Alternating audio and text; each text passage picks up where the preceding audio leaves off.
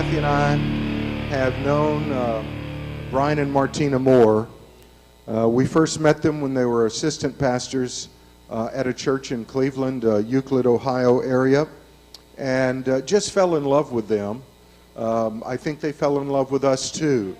And we began talking about needing to get together. And so we had them come down for a conference that we were having for our marrieds.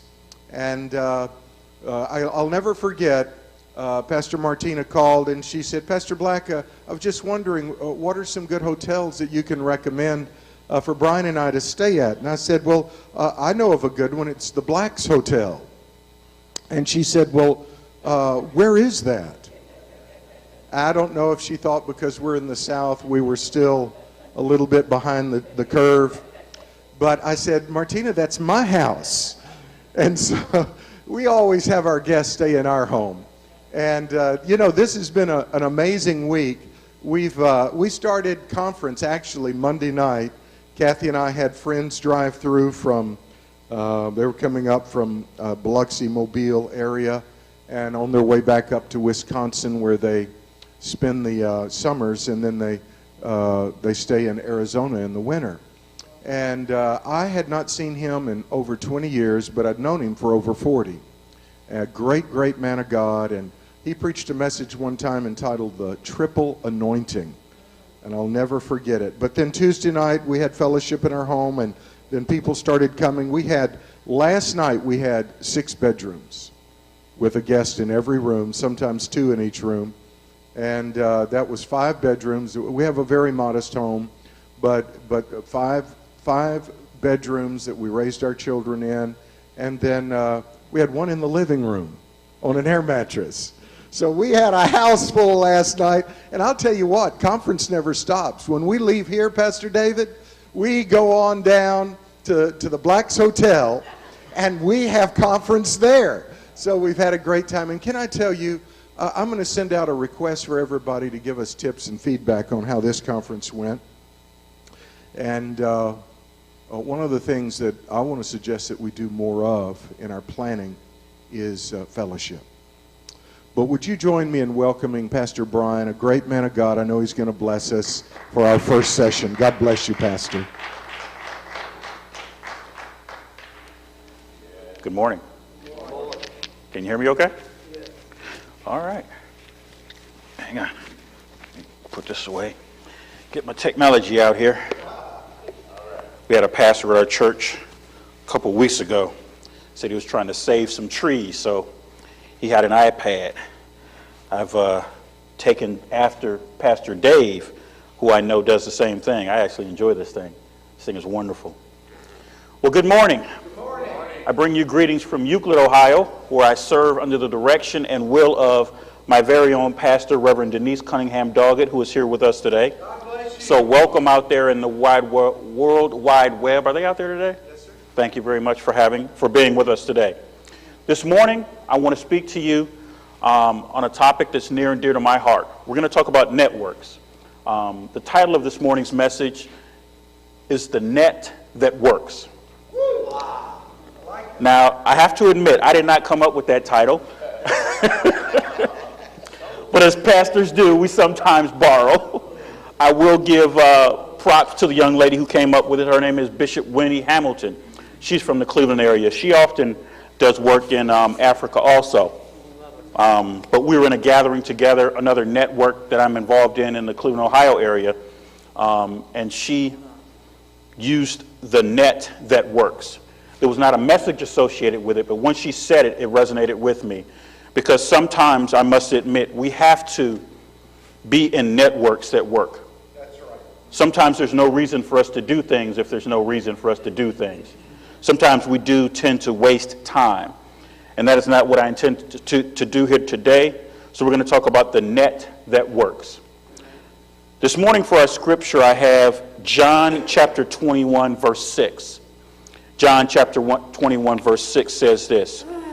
And he said to them, cast the net on the right-hand side of the boat, and you'll find a catch. Okay. So they cast, and they were not able to haul it in because of the great number of fish.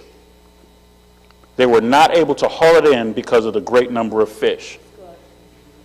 So that to me implies that there's a right side and a left side. So we're not just talking about direction, but we're talking about purpose. You see, if he said cast it on the right-hand side, he was giving them specific place to cast a net. So if he told them one side and they did the other side would have been the wrong side. So we're not just talking right-handed and left-handed, we're talking about the right and wrong side. So is there a way to cast a net? Is there a place to cast a net where there will be no catch? You see, the net that works means that when we network, when we get together, when we bind each other together in a covenant relationship, we have to do it for a purpose. We have to be useful. We have to do the net that works. See, Scott Trandle inspired me with a story of the net and the knots. I'm not a fisherman, but I am a sailor, thank God. And I try as often as I can, even though I'm very busy. I don't get to do it very often. But as a sailor, there's one very important knot to us. To sailors, there's a knot called the bowline. The bowline is a knot that's very strong, but can be released very easily if you have to. So let me set the stage.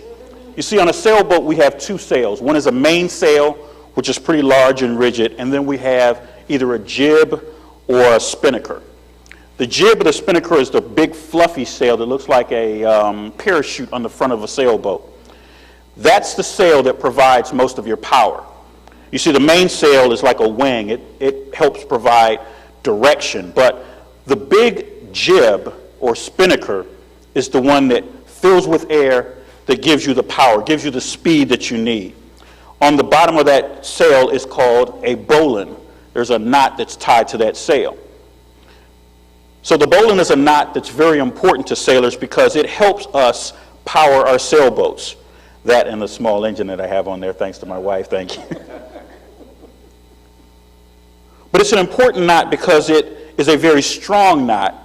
But in times of distress, in times that you need it to, it's sort of a quick release knot.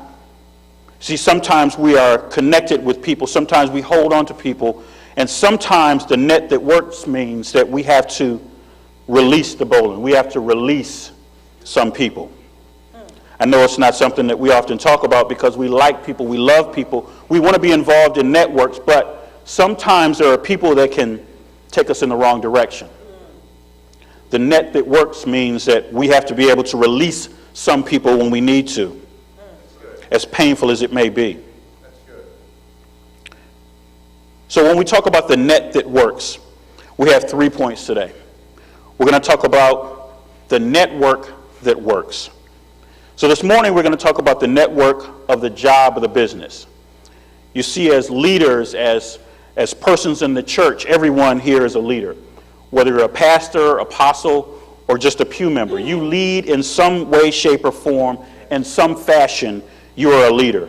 Don't mistake yourself. You are here for a purpose, and that purpose is to lead others. When we talk about networking, we can network in your business or on your job.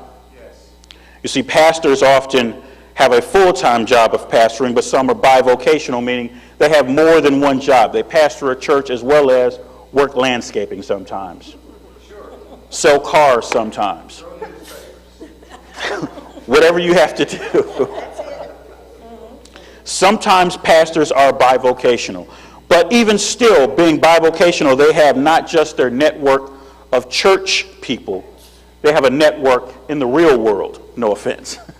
They have a network outside of the church in which they do business all day, every day, in which they come in contact with people. That is a network that also can work. You see, the network outside of the church is where people see us at our best and hopefully not our worst. The network outside of the church is where they see the example of what we have said that we are and we pray that we are. You see, the network outside of church brings people into church. Yesterday I had a conversation with the butler's son because I noticed he had also been in car sales. Now, car sales is near and dear to my heart because, like I said last night, I love a 72 Corvette convertible. I got to keep bringing that up.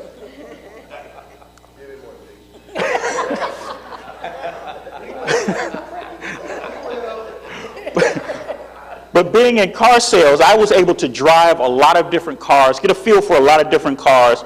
I could talk about cars, I could move cars, I could take cars from here to Cincinnati if we had to make a trade or something. So I loved being in the car business. But being in the car business meant that I also talked to a lot of different people.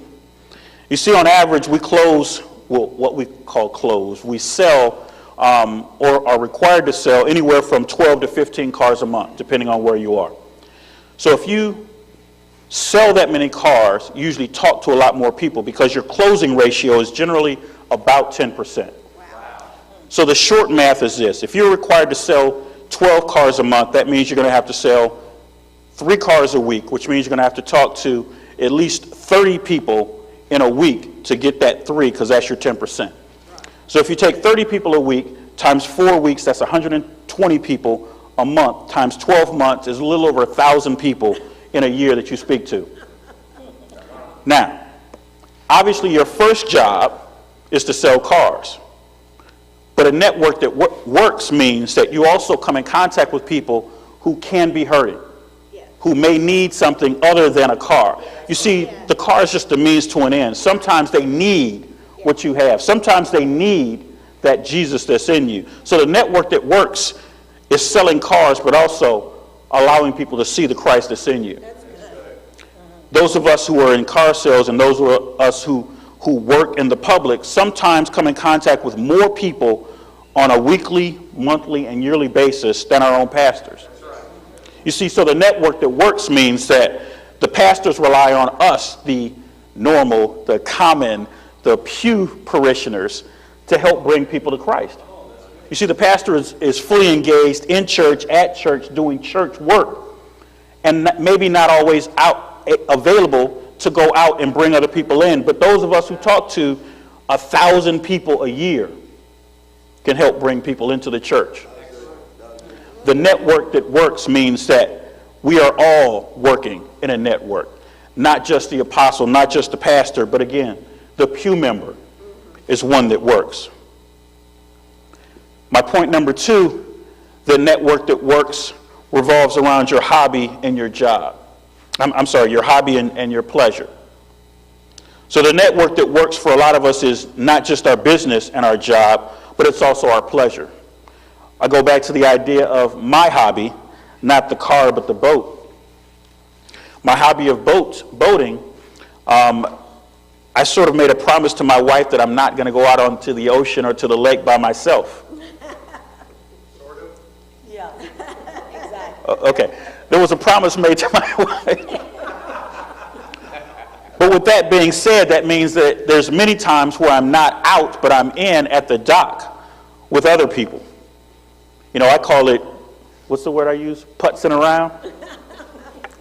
I can't actually go out, but I'm just there cleaning the boat, playing with the boat, looking at the boat, touching the boat, smiling with the boat, taking pictures on the boat, and talking about the boat. I've often said that we are the sum of our experiences. So on Lake Erie, on East 55th Marina, there are no other 48-year-old Christian men who own a counseling center, who also help pastor a church, that grew up in East Cleveland other than myself.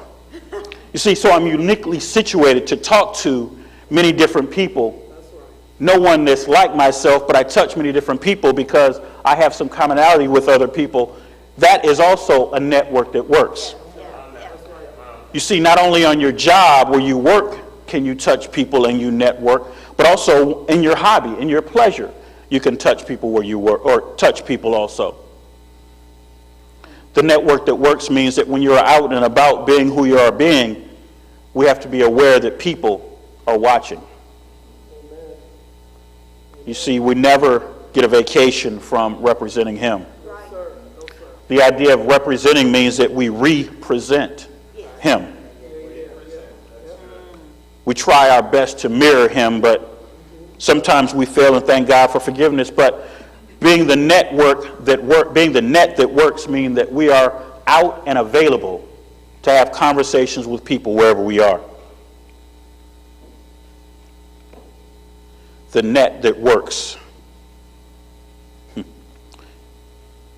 For me, the hardest one of the points is family.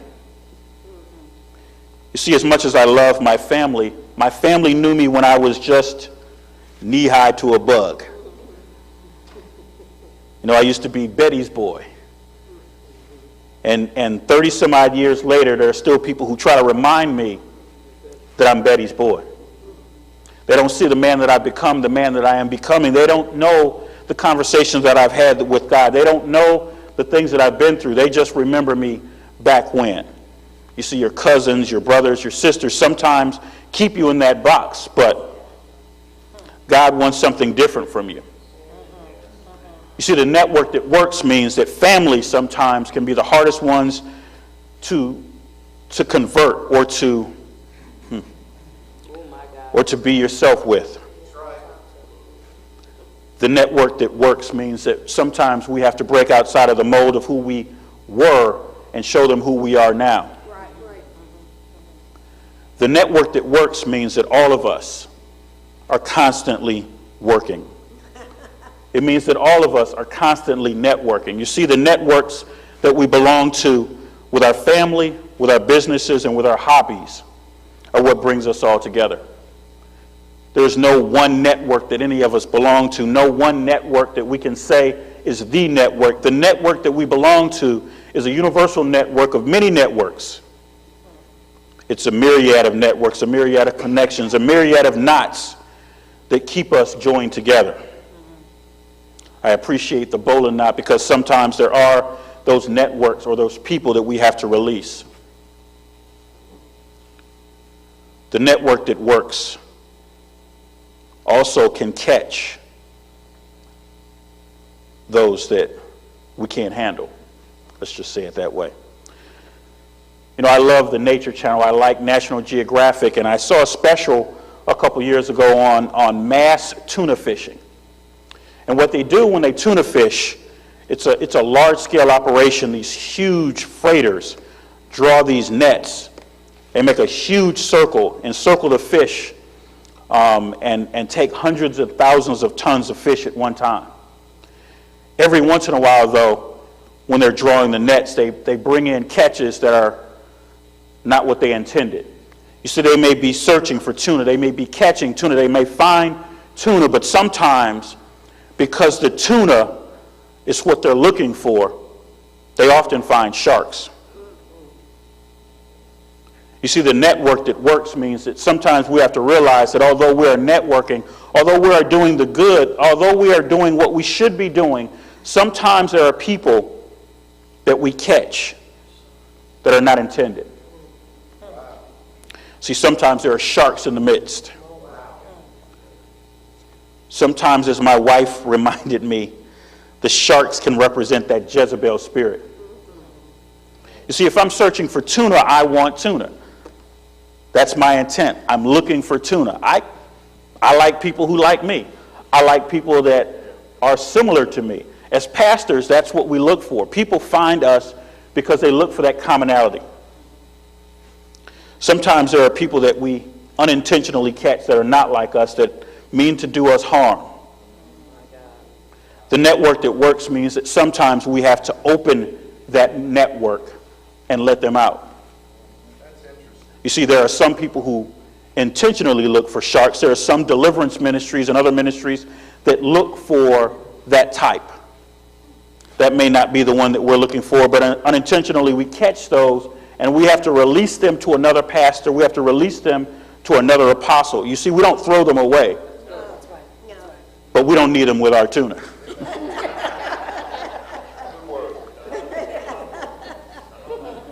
I'd rather have 100 whole tuna than 75 tuna with missing fins and missing legs. Not legs. You know what I mean? It's hard enough to keep tuna as it is. You don't need a shark in the midst. That's right. So sometimes you have to use your untying skills and untie that knot and let that shark out, release that shark to let it go somewhere other than where you are. You see, the net that works means that we have to be conscious of who we're fishing for, what we're fishing for, and when we're fishing for them. The net that works means that we have to be very intentional on what we're doing. We can't just open up a broad net and bring everybody in because it just doesn't work. We all have different personalities in our church, different themes in our church, different reasons that we're doing church, and everybody doesn't fit in every church. But the truth is, the network that works means there is a network for that person.